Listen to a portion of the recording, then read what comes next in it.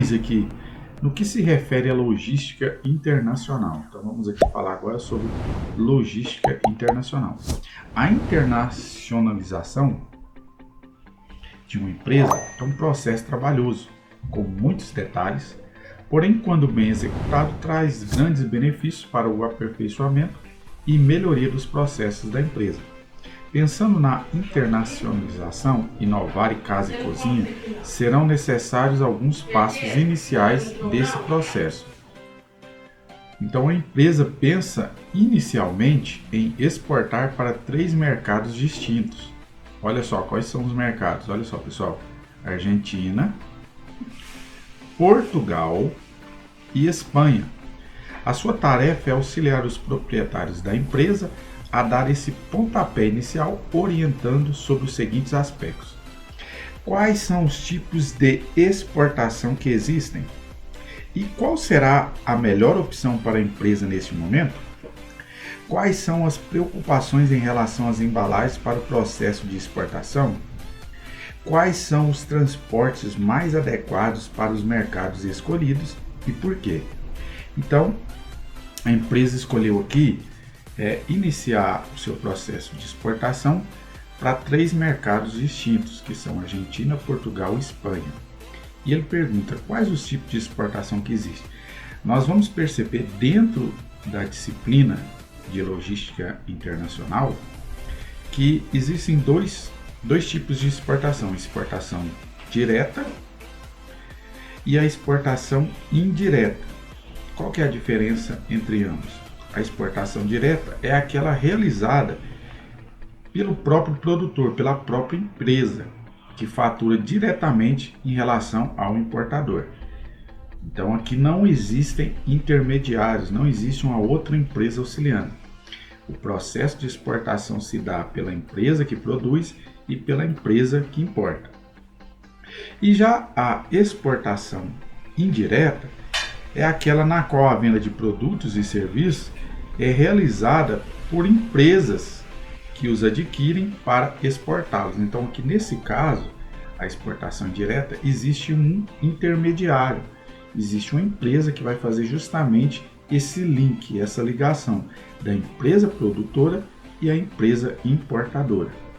Então, esses são os dois conceitos aí que existem para exportação direta e indireta.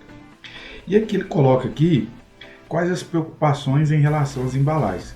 Nós sabemos que toda a embalagem ou todo produto, para que ele seja exportado, ele deve seguir padrões, padrões estabelecidos conforme os critérios de exportação.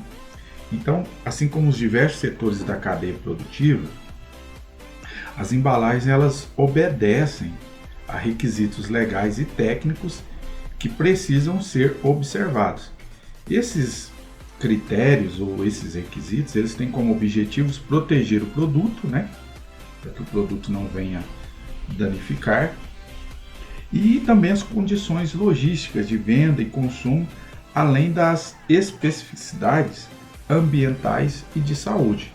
Não se pode exportar de qualquer maneira, tem que seguir os requisitos, e as determinações com relação às importações. Lembrando também aqui, pessoal, que com relação a essas embalagens, quando se trata de embalagens de papel, papelão ou madeira, essas embalagens elas exigem e necessitam de uma certificação, ok? Por fim, aqui ele coloca quais os transportes mais adequados para os mercados escolhidos. Então, quando a gente fala aqui da logística internacional, e principalmente com relação a esses transportes, nós vemos aqui os 3 mercados: Argentina, Portugal e Espanha. A Argentina é um país que faz parte aqui do Mercosul, e inclusive faz fronteira com o nosso país Brasil. E Portugal e Espanha já são mercados europeus, tem que fazer a travessia, do oceano. Então, aqui você pode destacar vários tipos de transportes que podem fazer a aquisição, desses produtos. Então, vamos lá. Nós temos o transporte, pode ser feito por avião, por navio, por trem e também o transporte feito por meios rodoviários, no caso caminhões, carretas, né? Mas o que vai diferenciar cada um deles? Quando a gente fala no termo transporte via aéreo, você está visando, né, praticidade e agilidade. E geralmente, quando se faz esses transportes aqui no avião, são encomendas menores, né? Em contrapartida também, o valor do frete, o valor desse transporte é muito maior. Já o navio, ele consegue levar uma quantidade bem maior, com valor bem abaixo, né, do que se for comparado com o transporte feito por avião.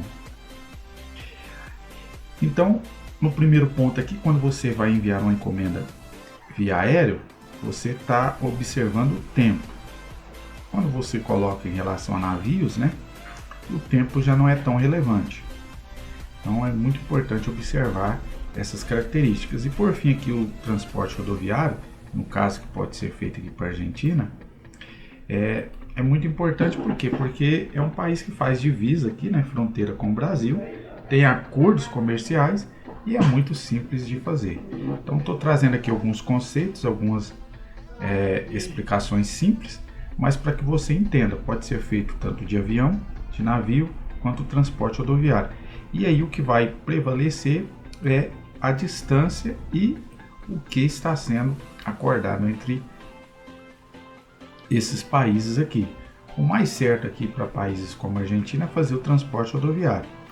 E o mais certo para Portugal e Espanha é justamente o transporte, né, de navio. Até porque ele colocou aqui no trabalho, olha, que ele pretende abrir, né, a nova fábrica na cidade de Cabo de Santo Agostinho, em função da sua proximidade com o porto de Suape. Então, se é um porto, esse transporte vai ser feito via navio. Passo 3 aqui, no que se refere ao gerenciamento da cadeia de suprimentos. Então, vamos lá, passo 3. Empresas que compreendem em seu mix uma elevada quantidade de produtos e ainda que atendem grandes áreas territoriais, possuem na generalidade dos casos uma cadeia de suprimentos altamente complexa.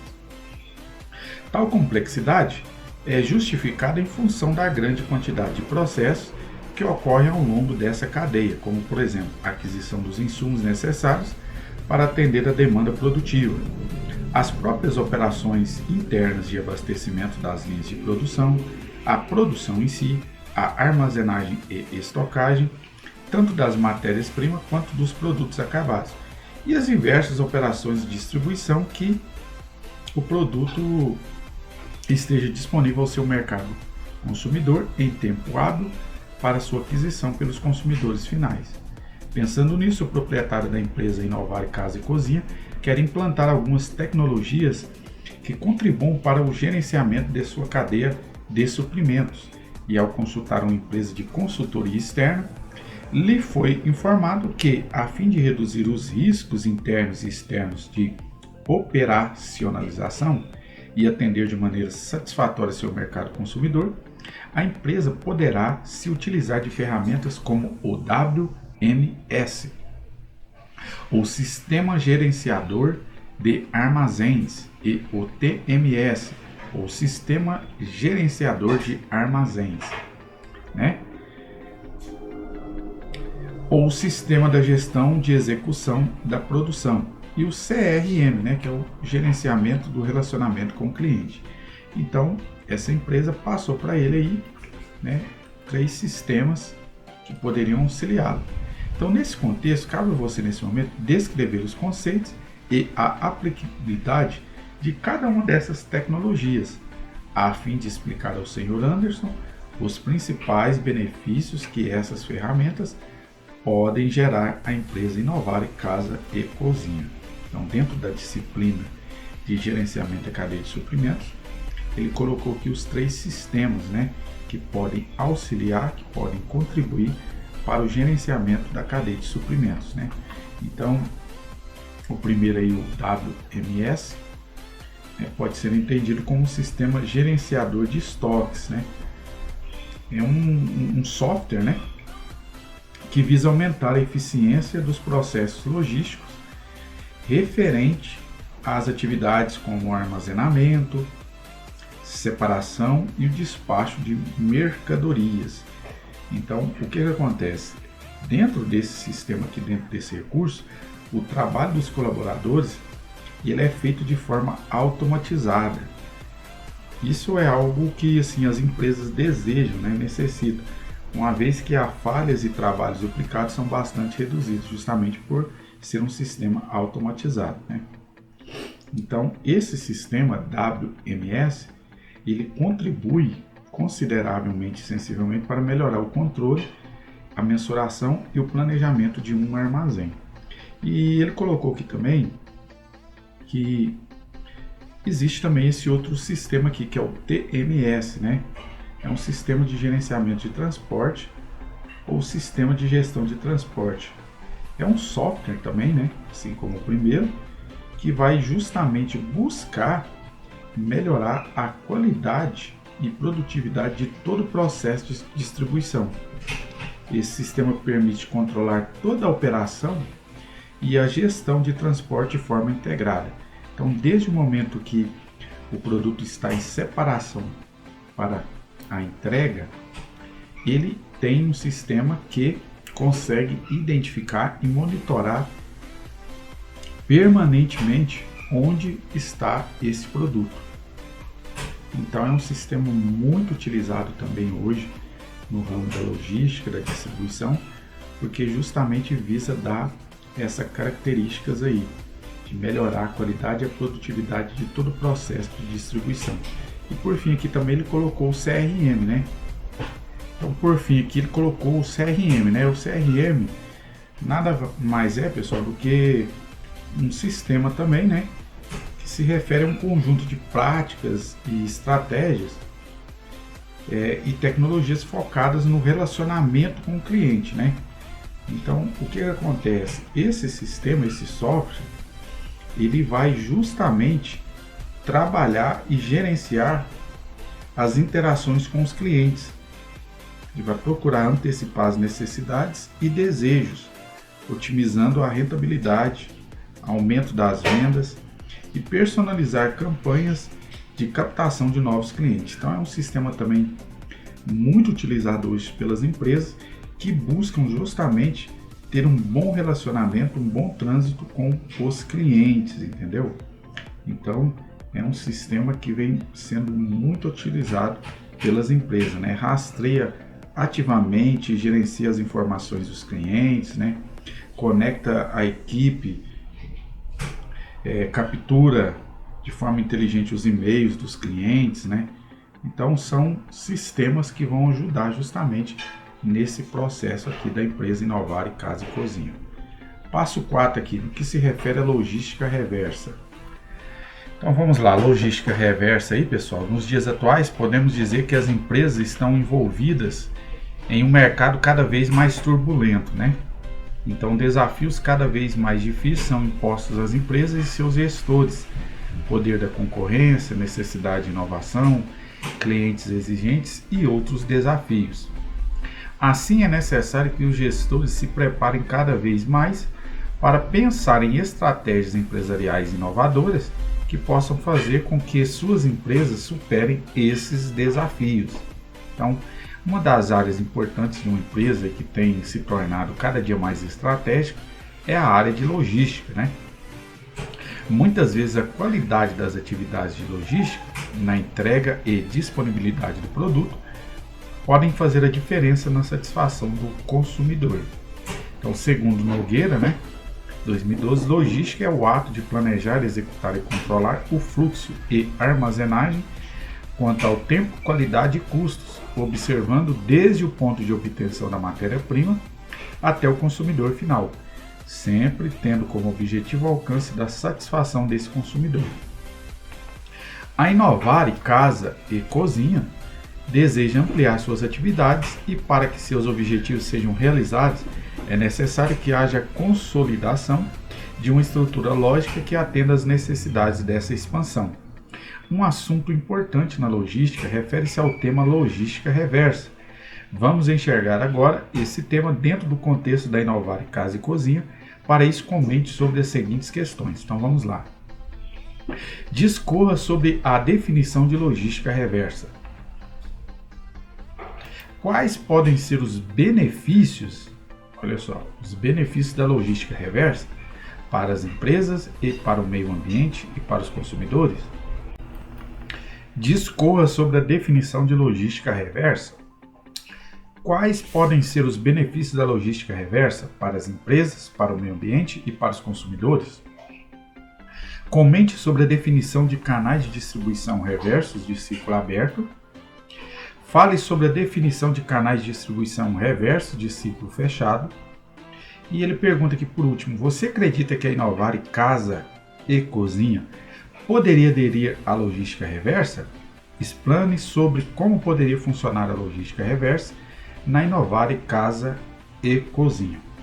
Pessoal, dentro da disciplina aqui de logística reversa, ele quer que você traga aí esses conceitos, né? Então, a logística reversa é uma ferramenta que visa o direcionamento das embalagens, né? Pós-consumo e pós-uso, né? De materiais como pilhas, pneus, lâmpadas, para reciclagem ou para obtenção de energia. Ou seja, aquilo que é descartado e teria como destino, né, os aterros ou lixões, gerando um grande impacto ambiental negativo, é levado, né, para empresas, cooperativas e operadores de reciclagem, né? Então esses realizam a triagem, que é a separação, e direcionam para a reciclagem os centrais para obtenção energética, retornando o material ao ciclo produtivo, né? Então, justamente a logística reversa trabalha com isso.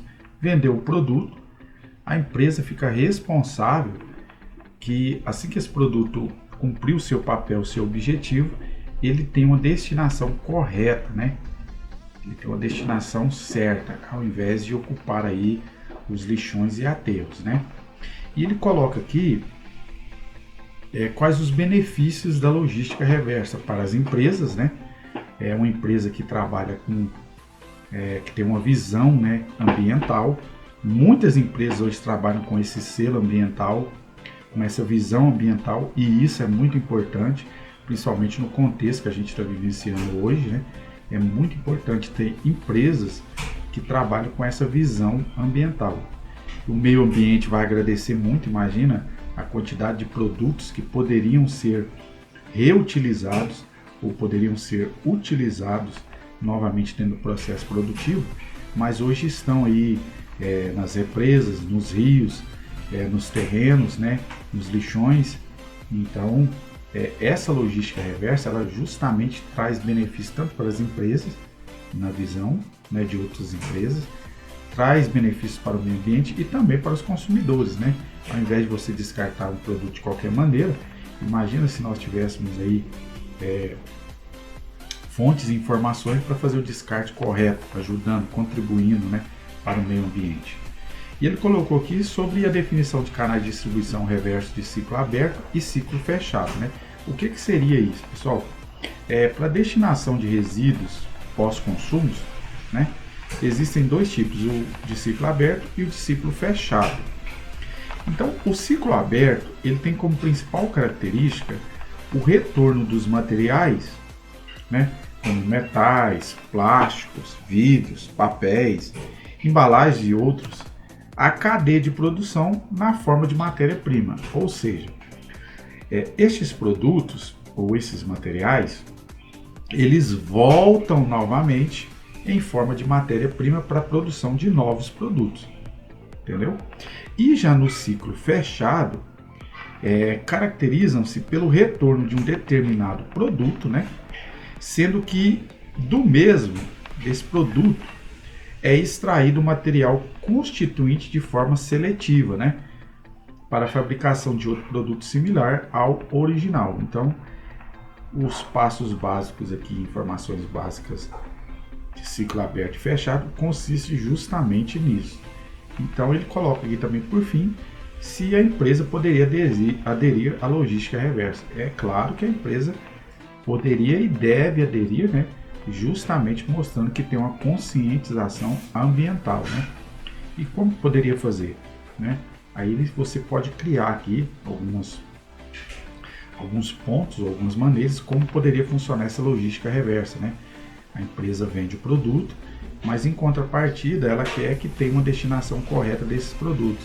Ela vai disponibilizar uma outra empresa, ela vai disponibilizar algum setor ou algum canal onde os consumidores eles podem acessar e fazer o envio desses produtos que para eles já serviram para a finalidade.